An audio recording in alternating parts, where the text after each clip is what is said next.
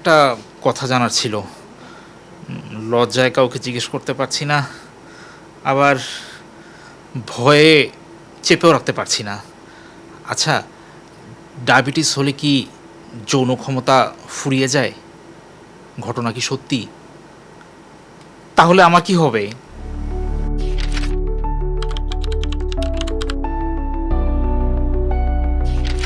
Diabetes রোগীদের সবারই যে জনক্ষমতা কমে যায় তা কিন্তু না। যাদের দীর্ঘদিন ডায়াবেটিস এবং ডায়াবেটিসটা ভালোভাবে নিয়ন্ত্রণে নেই, তাদেরই দেখা যাচ্ছে জটিলতা হিসেবে এটা একটা স্নায়বিক জটিলতা, যার ফলে এই যৌন ক্ষমতা, বিশেষ করে পুরুষদের যে ইরেকটাইল ডিসফাংশন যেটা আমরা বলি, যে ঠিকমতো সহবাস করতে পারছে না, এটাকে আমরা বলি ইম্পটেন্স।